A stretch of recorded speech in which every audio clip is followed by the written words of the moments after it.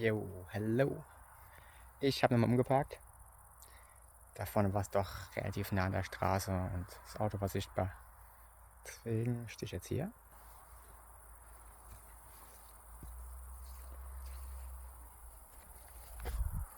Auch schön, oder?